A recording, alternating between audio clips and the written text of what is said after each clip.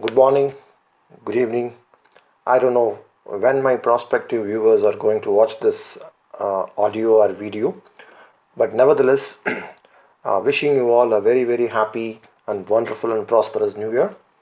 You guys are wondering who is this speaking? This is Prabhu Swaminathan,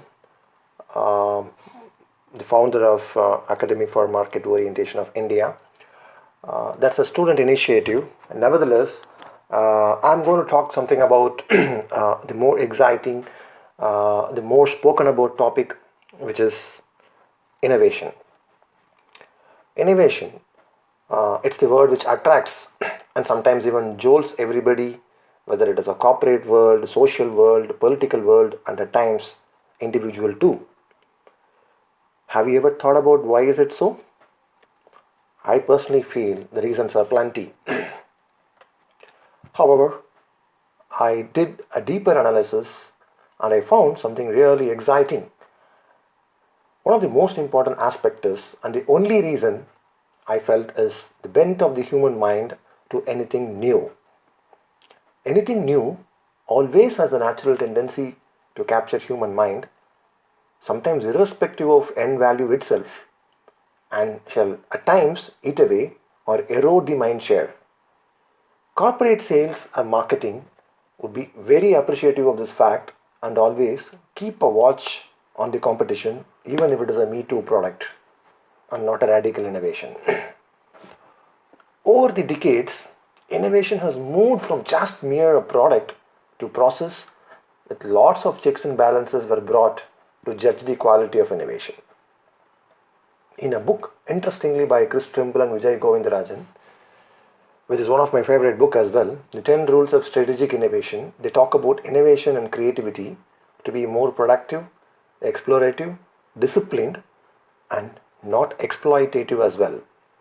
A lot of concepts and themes have been developed on this aspect of innovation over the last few decades. However, I have been working on some aspects of this innovation and how humans can effectively innovate and what could possibly drive one towards an innovative thought process. Personally, professionally, I am a firm believer of transparency and empowerment as an effective management philosophy, and I thought our mind or brain, for the purpose of this speech, I would probably use this word mind and brain here and there. Okay, and I'm also giving a disclaimer that please don't look at mind and brain from a spiritual angle, dear friends. Something which came to my mind based on my analysis is the basic formula, which is I define the probability equation of an innovative thought as below. A probability of an innovation thought, I feel it's a function of 3 C's. 2 C's are variable and 1 C is kept as constant. C1, according to me, is a correlation factor, which is the ability to correlate the unrelated aspects to drive a logical output. The C2, which is also a variable, is ability to combine the available information to different combination. And the constant C, which is the most important aspect for me, is the conscious rest. To explain this, I would like to name something as innovation bucket theory. Imagine a bucket where we have A to Z as minimum available accessible data or information. According to me, the C1 is the ability to relate A and B or A and C or A and C or A and Z, etc. and not look at as individual data or information. C2, according to me, is a variable which is the ability to form the AB or BA or ABC or ACB or BCA, etc. and see the impact of this combination. C3 is a constant, which is ability to put the mind in a conscious rest and empower it and trust it to find a solution to itself. I think it's very important to go to the practicality of the above mentioned equation. Let's assume that we define a problem statement correctly.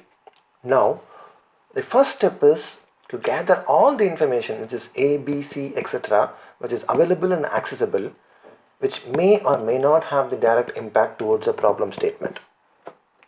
Now, put in mind the bucket and start relating all the information of the data and the relationship between all individual data and information. Then change the combinations of the individual data and information and start repeating the same. It may be very simple to say, but now completely shake the bucket and leave it to the conscious state of rest. Maybe after a few weeks, in an unforeseen instance, it could be as simple as when we drive or eat or sleep. The chances are really very high that the solution for our problem arises in our mind without any conscious stress.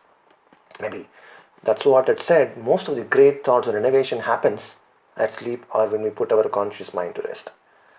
So dear friends, I'm sure this simple formula which I taught maybe would help us next time if we have a stressing problem statement, and we will be in a phase to find a way to innovation and find a solution to our problem. Like I would trust everybody, let's trust our mind and brain and let's innovate.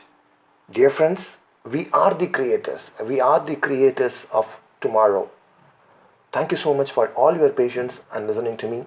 If you want to interact with me personally, please do write into me at prabhu@afmoi.in, or you can also have an interaction with me over my H phone, which is 9962897869. Thank you so much and wish you all once again a very happy and a prosperous new year. Take care.